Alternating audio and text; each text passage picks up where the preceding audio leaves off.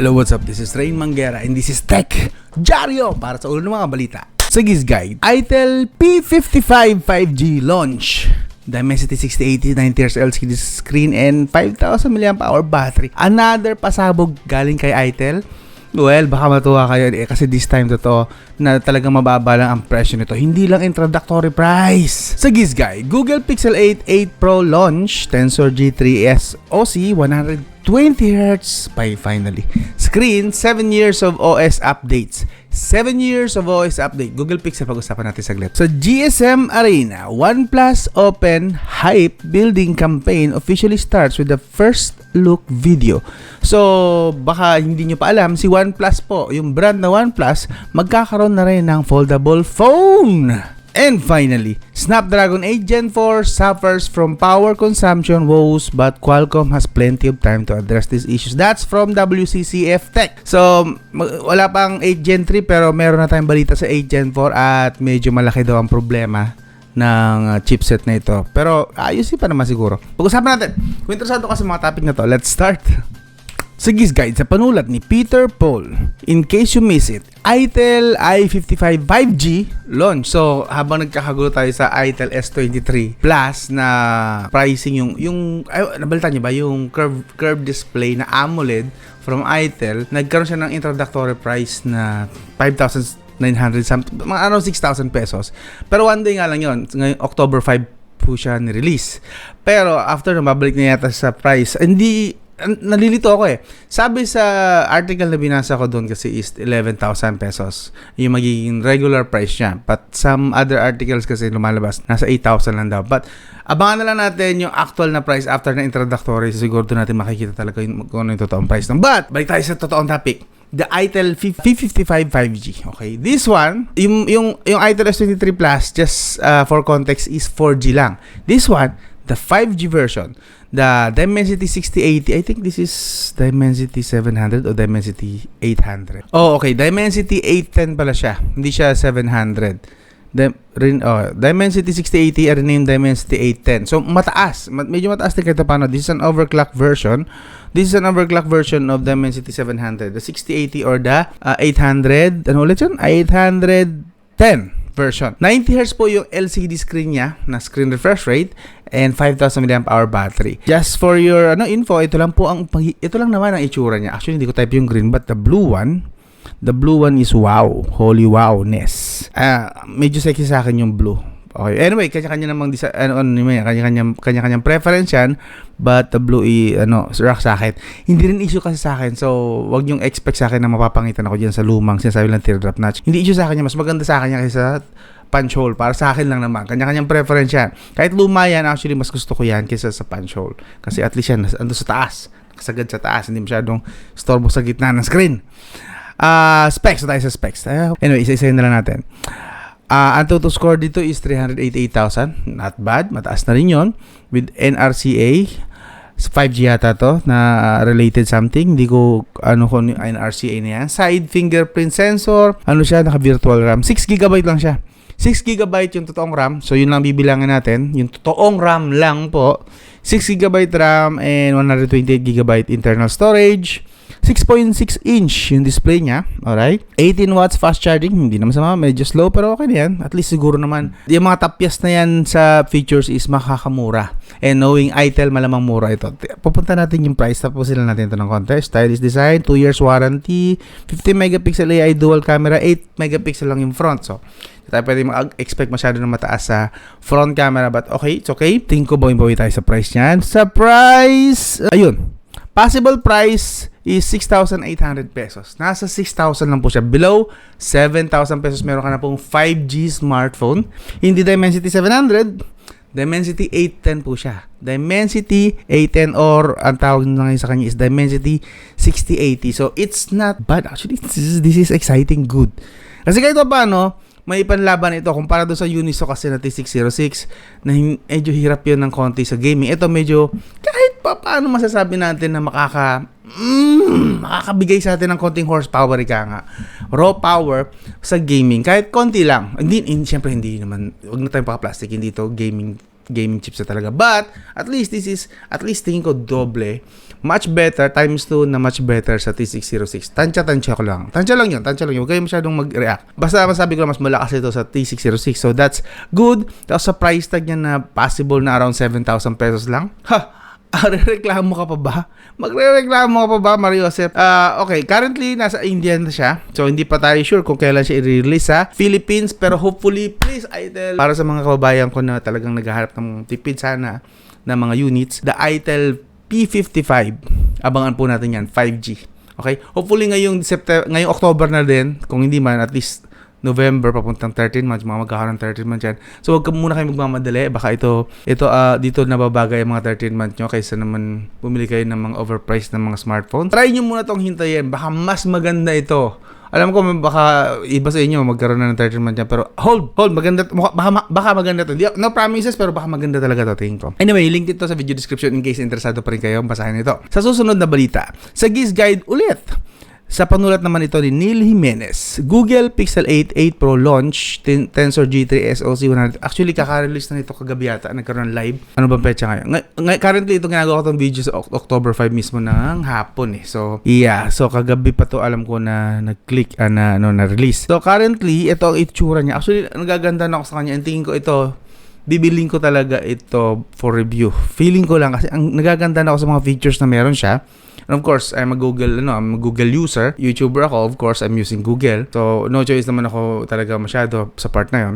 And also, I'm a big fan of nakailang pixel phone na ako rito doon sa main channel ko. Lahat ng pixel phone na yung dumaan sa akin. And ginamit ko talaga sa araw-araw ko. And goods na goods po kasi ang experience ko sa lahat ng pixel phones.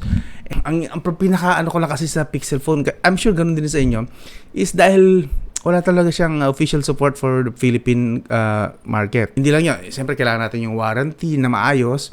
And of course, yung sa signal sana, kung ano yung available na signal dito, hindi yung available sa smartphone na yun. But of course, pwede naman, mag-work naman. Pero the problem is, hindi gumagana ang 5G rito. Pero hoping na sana itong Pixel 8, yung pinaka-final launch niya is available na siya sa Pilipinas. Pero crossing my fingers on that part. Yan, ang ganda actually yung mga kulay na nakita ko. Meron siya yung purong black. Gusto ko yung purong black na yan. Pero itong blue na to, gorgeous tong tingnan din eh. Actually, talaga na-maintain nila yung itsura ng Pixel.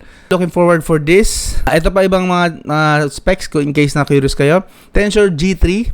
Gawa pa rin po ito ni Samsung sadly. Pero sabi naman daw, mas malaki daw yung improvement nito sa performance. But still, gawa ni Samsung, we cannot really expect much about the thermal issues, something like that related to that. So, pero improvement pagdating sa AI technology, which is yun talaga umiikot dun ngayon ang technology ng Android, especially the Android 14 pataas. AI talaga. So, I hope na medyo malaki na rin naman kahit paano ang in-improve nito. And maybe, siguro expect na lang din natin na hindi talaga siya designed for gaming. Makaka-game, pero not designed for gaming, not necessarily. Pero sa processing and other Internet of Things, I think okay na to si Tensor G3. Titan M2 security chip, good. 8GB LPDDR RAM, 8GB lang po yung non-Pro version. Yung Pro version is 12GB RAM. Totoong 12GB RAM, hindi po siya virtual RAM. 128, 256GB, UFS 3.1 storage, yun lang, medyo mabagal lang, no? Dapat inakit naman nila sa UFS 3.2 or yung UFS 4.0 sana, pero wala tayong magagawa. Hindi ganun kabilis yan, pero okay na rin yan. Mabilis pa rin naman yan overall. Dual nano SIM at saka isang eSIM. So, dual SIM, nano SIM. Okay. Isang SIM lang talaga siya na physical, then isang eSIM. 4,575 mAh. Ito yung non-Pro kasi alam ko sa Pro version 5,000 mAh ang battery. 27 watts. Alam ko parang ang 27 watts din yung charging ng dalawa. 18 watts wireless charging. Okay na rin.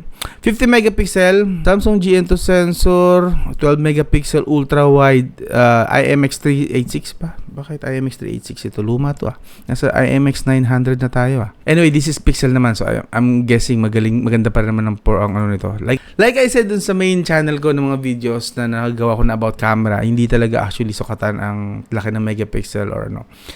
Pinaka-importante sa lahat is of course the software, camera software, and the sensor. Since mababa ang sensor nito, expect natin sa camera software mahataw rito si Google Pixel. And hindi naman sila actually nang bibigo ng mga customers nila. Yun lang masasabi ko dyan sa part na yan. LED flash, supports 10-bit HDR recording, 8x zoom. Okay yan, that's better than then iPhone 15 na hanggang 5 times zoom lang, 4K at 60 fps. At sa front naman, ito nabababaan lang ako, both Pro and non-Pro version, parehong 10.5 megapixel lang ang selfie camera. Although magandang result, but nabababaan lang talaga ako. But still, okay. As long as kaya naman i-deliver ni Google Pixel, I think okay na rin naman to kahit paano. Samsung 3J1 sensor, 4K 60 fps, blah blah blah. Ito ayun, sasabi ko inyo yung black, ang ganda. Anyway, more features pa is 6.7 LTPO AMOLED sa Pro variant. Ang taas ng resolution, 2992 by 1344. 1 to 120 Hz refresh rate, 2,000, taas, 2,400 nits is ngayon yata pinakamaliwanag. Ito na yata pinakamaliwanag ngayon sa lahat ng smartphone. 2,400 nits brightness. Corning Gorilla Glass Victus 2 in-display fingerprint scanner. Halos similar lang naman, medyo nagkatalo lang yata sa camera sa likod. Mas tatlo yata ang camera. Tatlong camera sa likod din Pro. Ang non-Pro naman is dalawa lang. Isang 50 and 12 lang yata. And sa Pro naman is 50, 48, 48. May cinematic blur din. USB 3.0. Okay. Wi-Fi 7 supported, so on and so forth. So, yun. Possible price, ang 128GB is nasa 40,000. Ang 128GB, 43,000. Sa Pro version naman na 128GB, 56,000. Ay, medyo mahal din pala. No? Gusto ko sana bumili kaso. Anyway, hindi naman sama. Camera naman 8 Pro naman, 256GB is 60,000 pesos. Yung mga possible pricing. Ay, meron pa. 512GB storage is 67,000 halos. 1TB naman is 79,400. Wow! Siguro pinaka-max na kaya kong bilhin na hanggang dito lang. 1TB is masyado ng overkill sa akin. And napakalaki po ng gap ng price na nila. Hanggang 512GB siguro possible. Baka bumili ako. Baka lang. Still, like I said, hoping na sana magkaroon siya ng official Philippine release para talaga magaan sa loob sana nagastusan. Anyway, sa susunod na balita sa GSM Arena, sa panulat ni Vlad. OnePlus Open Hype Building Campaign officially starts with the first look video. OnePlus, ito. Magkakaroon po kasi si OnePlus ng foldable video. Papasok na rin siya sa market ng foldable. And ito yung mga teasers. Okay, tinakpan nila yung camera para hindi makita. Pero sa nakikita natin, of course, USB Type-C, SIM tray, microphone, speaker. At pag finold siya, halos, walang wala tayong makitang dito sa fold. Walang angat. Talagang flat yung bagsak. Hindi kagaya sa Samsung, may konting anga. This one is looking good. Pero tinakpan nila yung camera na part, ayaw mo na nila ipakita. So okay, given. And fingerprint, I guess. And the volume rocker, hindi ko lang alam kung para saan ito. Malamang yung itong parang alert slider. And mukhang aluminum or stainless yung gilid. So yun ang possible na. Ayan, itsura niya pagka naka-open. So maganda yung, may screen din siya na hiwalay sa harap. Possible na specs, meron ba tayo makikita, mababasa rito? Wait lang. Hardware, wala tayo makitang pero ayun yung possible na itsura niya. Anyway, abangan pa natin. Pinapataas muna nila yung hype para sa OnePlus Foldable. And finally, sa WCCFF Tech, sa panulat ni Omar Sohail, Snapdragon 8 Gen 4 suffers from power consumption woes, but Qualcomm has plenty of time to address these issues. Of course, yes. So, buod na lang siguro bibigay ko sa inyo rito. Medyo mahaba na rin yung video kasi. So, magkakaroon meron na actually yung Snapdragon 8 Gen 4. Pero hindi pa po syempre, of course, lalabas ito, marirelease. Kasi, ngayong September, bago matapos ang taon, i-release muna ang Qualcomm Snapdragon 8 Gen 3. Gen 3 muna ngayong 2023. So, 8 Gen 3 muna tayo. Pero, meron na po, available na po ang 8 Gen 4 just in case, pero hindi pa for market. Ngayon, the problem is, ang kinaganda rito, malaki daw talaga ang power performance niya compare sa 8 Gen 3 na i-release ngayong October, November, December na Samsung. Doon ilalabas yan sa S24 malamang yung 8 Gen 3 na yan. So, Samsung S24 8 Gen 3, given na yun. Maganda ang performance na ilalabas. Pero the 8 Gen 4, malaki daw talaga yung gap. The problem with this is, malaki ang power consumption. So, mas malakas na CPU power, mas malakas ng gap sa 8 Gen 3. Kapalit nga lang noon, power consumption naman. So, yun ang medyo pinoproblema ngayon ni Qualcomm. Kaya sabi niya, but Qualcomm has plenty of time. Mahaba pa naman, may isang taon pa sila actually to address these issues. Para ma-fix yung sinasabi na power consumption woes. Malakas daw talaga kumain ng battery. Expected din na actually na by next year medyo marami mga PC games, sabi, chismis lang, PC games na kasi na ililipat or ipoport sa Android. and iPhone, of course. Kasi yun din ang kinakampanya ni iPhone.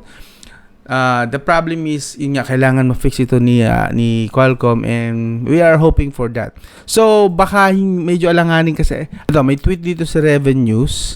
In the case of Nuvia, unlike the ACX Gen 4, it seems that the 8 Gen 4 provides decent performance, but there are serious issues with power consumption. Balak yata kasi ni Qualcomm na lumipat na ng Cortex, something like that. Hindi na yata Cortex ang gagamitin nila, ARM Cortex. Nuvia na siya, Nuvia na ang gagamitin. Ito na hindi ko to actually familiar kung anong exactly to, pero I think this is a different technology than the ARM Cortex na nakasanayan natin na naririnig na ginagawa nila Samsung, TSMC, na ngayon currently yung latest yata ito yung 3 nanometer process. Yan yung ginagamit din actually ni Apple, but balak yata ni Qualcomm na lumipat na sa Nuvia. I don't know about that design yet. Siguro aralin ko muna, but it seems different talaga sa ARM Cortex na mga technology. So that is why iba yung power consumption niya. Ito, from the looks of it, Qualcomm might want to match the performance of Apple's A-series lineup. The Snapdragon 8 Gen 4 is said to be tested out with 2 performance and 6 power efficiency cores, but a higher clock speed enabled on the performance cores can spike power consumption really quickly. So gaano kaya kalaki yung sinasabi ng performance cores? Anyway, abangan natin. Matagal pa naman to, 1 taon pa. So nakita ko lang na balita, so baka curious lang naman kayo, and maybe basahin na lang, medyo mahaba-haba din yung article. So anyway, so yun na muna yung pag-marites natin. I hope na mayroon kayong nakuhang bagong info. Abangan natin yung Itel P55 na 5G. Actually, yung pinaka-highlight dito sa video na to. Anyway, this is Rain Mangyari, and you are watching Tech Jaryo. I'll talk to you again soon.